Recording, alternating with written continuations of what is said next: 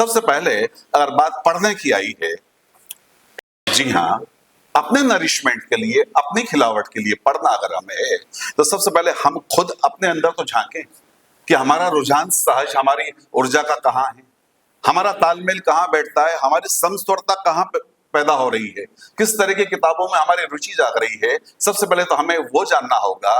और किताबें बहिर्मुख है। ये जो मेरी बुक है इसका कंटेंट सेल्फ मैनेजमेंट को लेके है, but we are other oriented people, I am afraid to say. Books में भी हमारा ओरिएंटेशन तो अदर है, आउटर है।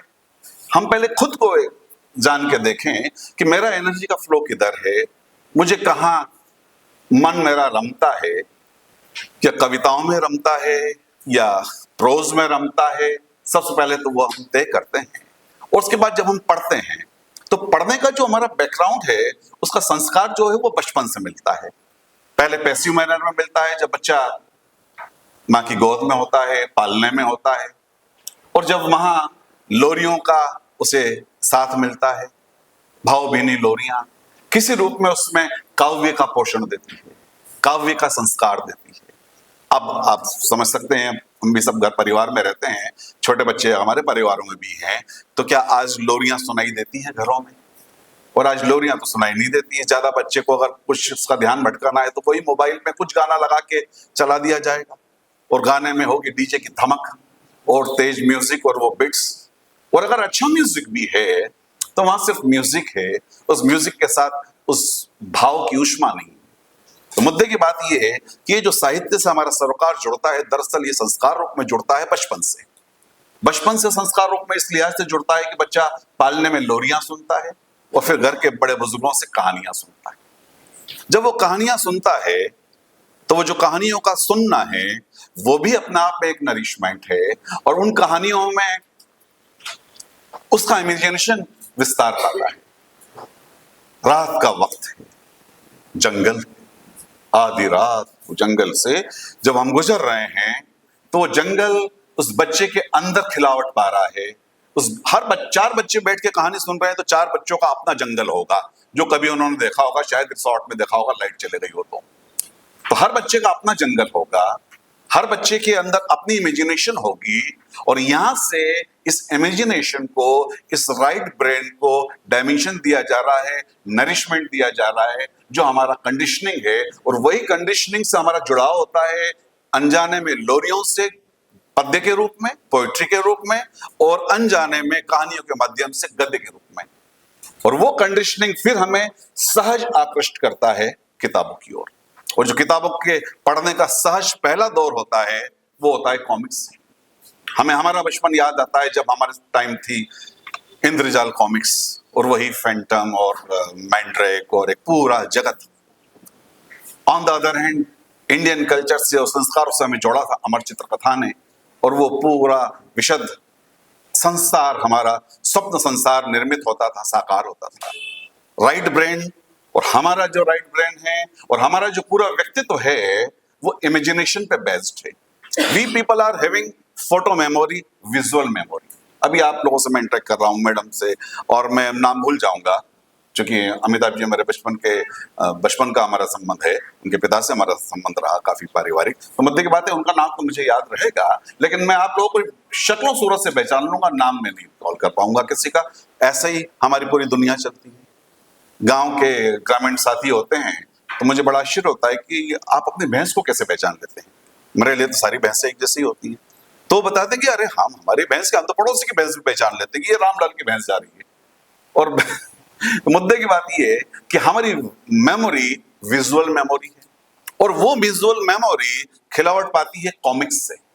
और कॉमिक्स के साथ फिर भाषा का एक डायमेंशन जुड़ता है, कम्युनिकेशन का एक डायमेंशन जुड़ता है, जब उस चित्रमय रूप में हम भाषा से जुड़ते हैं। और भाषा का वो हिस्सा जो कि एक्सक्लेमेटरी हिस्सा कहलाता है, वो हमें सहज जोड़ देता है उसके भाव से। कि जब हम हिंदी में अगर देखते हैं कुछ इस तरह का एक्सक्लेमेशन की एक व्यक्ति है और वो अचानक कहीं कूदा है और बड़े बड़े अक्षरों में उस कॉमिक्स में लिख दिया गया है छपाक, तब कहने की जरूरत नहीं कि वो पानी में कूदा है, वो छपाक अपने आप में सारी बात को रख रहा है। या बाकी तो डिशुंग विशुंग आप जानते ही हैं बेहतर। Please please come along come. Okay, तो मुद्दे की बात ये कि ये जो कॉमिक्स हमें किसी रूप में साहित्य से जोड़ने की पहली भावभूमि तैयार करते थे, अब वो साहित्य, उस कॉमिक्स का सब्स्टिट्यूट जो है वो आ गया है कार्टून्स के रूप में। अंतर इतना आता है कि जब बच्चा कार्टून देखता है और जब बच्चा कॉमिक्स पढ़ता है तो उसमें उसके एक्टिव और पैसिव इमेजिनेशन का अंतर आ गया है। जब बच्चा कार्टून देख रहा है उसका इमेजिनेशन वहां काम नहीं कर रहा है, उसके अंदर कोई दूसरी खिलावट नहीं हो रही है, खुद का कुछ पल्लवन नहीं हो रहा है। उसके अंदर जो हो रहा है वो सिर्फ ये हो रहा है कि वो हिप्नोटाइज्ड होके और उस कार्टून में खो गया है। अगर उसके हाथ में दूध का ग्लास है तो वो ढुलने के करीब आ गया है, तब तक भी उसे होश नहीं है, मुंह खुला है, निवाला अधर में है, लेकिन बच्चा हिप्नोटाइज्ड है। आप देख रहे हैं हम क्या कर रहे हैं। और ये एक्टिव मैनर में अगर व्यक्ति बुक से जुड़ रहा है, कॉमिक्स से जुड़ रहा है, तो वहां वो जागा हुआ है। एक लाइन अगर मैं मिस कर गया तो शायद मैं कुछ मैसेज मिस कर जाऊंगा, पीछे जाके पलट के फिर पढ़ता है उस लाइन को और फिर अपने को कनेक्ट करता है उस कहानी से या उस पात्र से या उस कॉमिक्स से। तो ये जो बुनियादी अंतर है ये आज हमारे सामने चैलेंज पैदा कर रहा है। इसलिए मैं इतने इतने बैक में जा रहा हूं और हम बचपन में जा रहे हैं कि बचपन में जब हम कॉमिक्स पढ़ते थे तो हम एक्टिव होते थे। आज एक बच्चा कार्टून देख रहा है, पैसिव है, और न केवल पैसिव है बल्कि हिप्नोटाइज्ड है। आप खुद अपने साथ महसूस कर सकते हैं कि जब आप रील्स देख रहे होते हैं तो आपको समय का बहुत नहीं रहता और बहुत देर बाद आप चौंक के उठते कि बहुत टाइम निकल गया और हमने तो बाय दी वे कुछ खोल लिया था और हम उसी में इन्वॉल्व होते चले गए। क्या है? हमारे होशो हवास को हरने का उपाय है। ये बड़ी लूट है। अगर कोई व्यक्ति आपको रास्ते में रोके और लूटने के लिए कुछ उपक्रम करे तो भैया ठीक है, तुम्हारे पास हथियार है, ताकत है, तो ले लो, क्या चाहिए, घड़ी चाहिए, मोबाइल चाहिए, और ले लो भाई, मेरा वॉलेट भी ले जाओ, पर्याप्त है। लेकिन अगर कोई ये कहे कि मैं आपका होश हर लूंगा और आप अपनी सूझ बूझ खो बैठेंगे, तो ये बड़ा डाका है। ये इतना बड़ा आंतरिक डाका है कि संपत्ति तक तो ठीक समझ में आती है बात, लेकिन आप हमारे होश हरने को तैयार हैं, हम इसके लिए आसानी से तैयार है। ये दुर्भाग्य है कि आज एक बच्चा टेलीविजन देख रहा है या उसकी बच्चा की मम्मा भी साथ में बैठ के कोई सीरियल देख रही है और बच्चा मम्मा के साथ सीरियल देख रहा है, पापा के हाथ में रिमोट होता नहीं है। मुद्दे की बात ये है कि बच्चा और मम्मा जब सीरियल देख रहे हैं और बाकी सबको देखना ही है और सीरियल में कुछ क्लाइमेक्स आता है, आता ही है, और एक ऐसी स्थिति आती है कि जब बिल्कुल कुछ होने वाला होता है और उसी दौरान आप जानते हैं बेहतर कि एक एड आता है, और वो एड किसी भी चीज का हो सकता है, वॉशिंग पाउडर से लेके और टॉयलेट क्लीनर तक का भी हो सकता है। लेकिन उस दौरान हम हिप्नोटाइज्ड हैं, हमारी आंखें फैली हुई है और एड हमारे सीधे सबकॉन्शियस माइंड में डाल दिया गया। हम जाते हैं किसी मॉल में, किसी डिपार्टमेंटल स्टोर पे, और अनजाने वो चीज हमें लुभाती है। हम कोई और वॉशिंग पाउडर यूज कर रहे थे लेकिन आज वही वॉशिंग पाउडर हमें कुछ ज्यादा आकृष्ट कर रहा है। तो मुद्दे की बात ये कि ये हमारे अंदर एक गहरे से गहरा संक्रमण कर दिया गया, गहरा डाका डाला गया है, सबकॉन्शियस अनकॉन्शियस माइंड तक पेनिट्रेट करके उस चीज को पहुंचाया गया है। ये दुर्भाग्य है। मुद्दे की बात ये कि आज का जो सेशन है ये मेरे दिल के बहुत करीब है। जब मैडम ने कहा कि कुछ बुक रिव्यू और बुक्स की बात हो, कहाँ होती है बुक्स की बात? माफी चाहूंगा, आज मैं बहुत खुश हूं आपके साथ और आप जैसे इतने रिसेप्टिव लोग अगर मुझे मिले हैं तो आज मेरा सौभाग्य है। मुद्दे की बात यह है कि ये जो बुक्स हैं ये हमें जगाती है। आज हम पैसिव लाइफस्टाइल के आदी हो गए हैं। आज हमारी हॉबीज, माफी चाहूंगा, मृत प्राय है। हॉबीज नाम की चीज अगर मैं अचानक किसी से पूछता हूं तो व्यक्ति सोच में पड़ता है कि क्या बताऊं, क्योंकि हॉबीज के लिए चाहिए समय, और समय आज व्यक्ति के पास 2 मिनट में मिलता है तो उसका मोबाइल कब खुल जाता है और कब वो स्क्रॉल करने लगता है अपने व्हाट्सएप मैसेजेस को, उसे ही बोध नहीं होता। तो हमारे पास 2 मिनट भी अब खाली नहीं है। हॉबीज जगह बनाएंगी कैसे?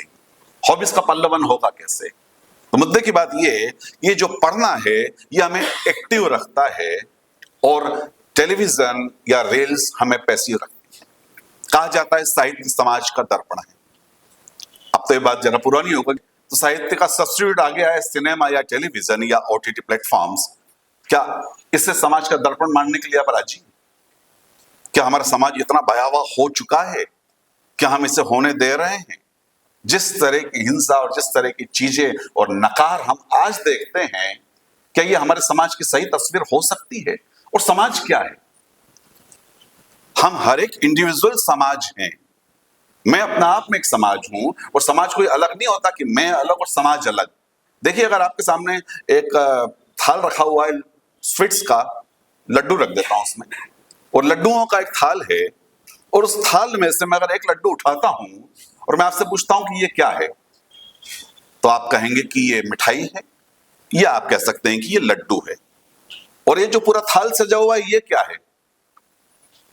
ये भी मिठाई है, ये भी लड्डू है। उसमें से एक लड्डू अगर आया है व्यक्ति रूप में, व्यष्टि रूप में, तो वो भी समाज है, अगर उस लड्डू को, थाल को हम समाज मान रहे हैं। और ये जो पूरा ढेर लगा हुआ है लड्डुओं का, ये भी समाज है, और एक एक लड्डू मिलकर समाज बन रहा है। हर लड्डू अपने आप में समाज है, हर इंडिविजुअल अपने आप में समाज है। और समाज बनता कैसे है? समाज भाषा से बनता है, भाषा किताबों से आती है, किताबों से भाषा को भाषा का दर्जा मिलता है। इसलिए सारी बातें इतनी अंतर्मुखित है, इतनी इंटर रिलेटेड है। देखिए, 4 गऊएं अगर बैठी हैं, गायें बैठी हैं, तो एक का मुंह इधर होता है, एक का मुंह उधर होता है। क्या आप उन्हें उनका समाज मान सकते हैं? समाज की पूरी गुंजाइश है। एक बाड़े में बांधती हैं, एक साथ घास चरती हैं, एक साथ घास चरने उनको ले जाया जाता है, उनके बच्चे आसपास एक साथ खेल रहे होते हैं, वो 4-5 गायें एक साथ बैठती हैं, कहीं पर अपनी जुगाली करती हैं, लेकिन बस उनके पास भाषा नहीं है, नहीं तो बतियाती। और जब बतियाती तो उनका समाज होता। तो भाषा वो है जो हमें मनुष्यता का गौरव देती है, क्योंकि हम सामाजिक प्राणी हैं, हम समाज में रहते हैं, समाज में रहते हैं, अनुशासित रहते हैं, अदब में रहते हैं, और किसी रूप में संस्कारों में रहते हैं। और वो संस्कारों की भूमि तैयार होती है उस भाषा से जिसका बोध साहित्य में होता है। साहित्य के 2 हिस्से हैं, जहां से मैंने बात शुरू की थी, गद्य और पद्य। और वही हमारे 2 हिस्से हैं कि हम पोएटिक हैं, क्या हमारा हृदय तत्व, इमोशंस हावी है, प्रगाढ़ है, डोमिनेटिंग है, या हम ज्यादा लॉजिकल हैं।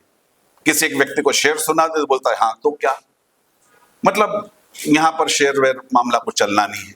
किसी व्यक्ति को शेर सुना दे तो गदगद हो जाता है, ये व्यक्ति जरा भावप्रवण है, इस व्यक्ति को शेर शायरी में रुचि नहीं है, एंड ऑल दैट। तो हम सबसे पहली बात ये कि जब किताबों से जुड़ना चाहते हैं जेन्युइनली अपने नरिशमेंट के लिए, सिर्फ ज्ञान को कब्जा कर लेने के लिए नहीं, अपने अंदर विजडम की खिलावट के लिए, तो ये चीजें सहयोगी तत्व है। एंड आई रिपीट अगेन, पढ़ने का हमारा ऑब्जेक्टिव क्या है? क्या हम उस नॉलेज को, ज्ञान को कैप्चर करना चाहते हैं? ज्यादातर तो यही होता है, किताब को घोट दूं, किताब को बिल्कुल काबू में कर लूं, जो पूछा जाए मैं बता दूं। तो आपने उस किताब पे अधिकार करने की चेष्टा की, कहीं सूक्ष्म हिंसा इसमें है। ऑन द अदर हैंड, हम उस किताब से जुड़ते हैं एक भाव के तल पे। कहा जाता है, इंग्लिश में कहावत है, be book when you read. मैं आगे जाना चाहता हूं एक कदम, be an author when you read. आप समीक्षा की बात किए, फिल्म समीक्षाएं पहले जयप्रकाश शोक से थे, अब शरीर छोड़ दिया उन्होंने। मैं उनकी समीक्षाएं पढ़ लेता था कभी। जयप्रकाश शोक से जब समीक्षा लिखते थे तो उसमें काफी कुछ बड़ा मजा भी आ जाता था, कहीं कहीं साहित्य का मजा आ जाता था। भले समीक्षा फिल्म की हो, लेकिन है तो वो भी समाज से जुड़ी हुई बात। एक व्यक्ति अगर फिल्म समीक्षा लिख रहा है, मान लीजिए, तो समीक्षा के लिए पहली बात तो फिल्म को देखना जरूरी है। और अगर फिल्म को समीक्षा इस रूप में लिखी जा रही है कि फिल्म हिट है या नहीं है या जो भी है, तो एक सामने चल रहा है दृश्य, उसके पीछे बैठे हुए हैं दर्शक, लेकिन ये जो समीक्षक है ये उनके भी पीछे बैठा हुआ है, और एक दृश्य है, एक दर्शक है, और उसके पीछे जो बैठा हुआ है वो दृष्टा है। वो दृश्य को भी देख रहा है, दर्शक को भी देख रहा है, और दृष्टा बन के इन दोनों के एनालिसिस के बूते हुए ये बता रहा है कि फिल्म हिट है या नहीं है। फिल्म में इंटरवल के बाद लोच आ गया। कैसे मालूम पड़ गया लोच आ गया भाई? नहीं, वो सीट्स की कुछ उठापटक ज्यादा होने लगी, लोग ज्यादा पॉपकॉर्न खाने के लिए जाने लगे बार बार, एंड सो ऑन। तो ये जो व्यक्ति पीछे बैठा हुआ दृष्टा है, ये इन दोनों को देख रहा है। पहले मैं कहना चाहूंगा, अगर बुक्स पढ़ने की बात है, कि सबसे पहले हमारा स्वधर्म जाने, हमारा एनर्जी का फ्लो किधर है वो जाने, हमारा पर्सनालिटी टाइप क्या है ये जाने, और उसके बाद अगर आप कोई पुस्तकों से संबंध सेतु जोड़ते हैं तो जरा गहरा जुड़ेगा। और संबंध सेतु जोड़ना इस लिहाज से नहीं कि इस पुस्तक पे मुझे कब्जा करना है, जरा मैत्री भाव से। एक माली है, पौधे बीज बोता है, पानी डालता है, खाद डालता है, धूप का ख्याल रखता है और सारी बाहरी उपक्रम वो माली करता है। लेकिन जो फूल की खिलावट है उसमें माली का हक नहीं है कि वो खींच के निकाल दे कि इसी डगाल से फूल आना चाहिए, इस पे भी उसका कोई हक नहीं है। वो फूल का खिलना वो ऊपर वाले के हाथ में है, वो अंदर की निष्पत्ति है। हम किताबें अगर पढ़ते हैं तो हमारा किताबों को पढ़ने का ऑब्जेक्टिव नॉलेज को कब्जा करने का नहीं है, उस तरह का नरिशमेंट अपने अंदर देते रहने का है कि इन किताबों को पढ़ते पढ़ते पढ़ते एक दिन विजडम की खिलावट होने लग जाएगी। और जिस दिन उस बुक को पढ़ते हुए मेरे अंदर वो बुक के बाबत विजडम की खिलावट होती है, उस दिन मुझे हक है उसका रिव्यू करने का। अगर मैंने बुक के बाबत मुझे उस रूप में अधिकार नहीं है तो रिव्यू करना, माफी चाहूंगा, एक कमेंट मात्र होगा, एक प्रतिक्रिया होगी, प्रति संवेदन नहीं होगा। तो एक आलोचना और समीक्षा अलग अलग बात हो जाती है। खैर, मुद्दे के बाद पे फिर मैं आता हूं कि अगर जब हम पढ़ रहे हैं तो पढ़ने के दो ऑब्जेक्टिव हो जाते हैं। अगर हम लेफ्ट ब्रेन से रिलेटेड कोई कंटेंट पढ़ रहे हैं, जाहिर तौर पे आपके टेक्स्ट बुक का, वहां पर हमारी रीडिंग एक्टिव रीडिंग के डायमेंशन को छूती है। We don't need to be active enough in that very regard। और उसको पढ़ने के लिए हमें अवेयर रहना होगा, जागे जागे रहना होगा। हर पैराग्राफ के बाद सोचना होगा कि इसमें क्या है।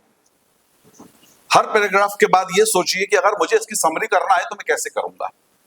एक जिम्मेदारी का बोध अपने अंदर लाएंगे, कुछ चीजों को अंडरलाइन करेंगे या अलग से नोट्स लेंगे तो हमारे जहन में भी अंकित होंगे, हमारे जहन में भी अंडरलाइन होंगे। तो इस तरह के लेफ्ट ब्रेन से रिलेटेड बुक्स को पढ़ने के लिए हमें एक्टिव रीडिंग की दरकार है।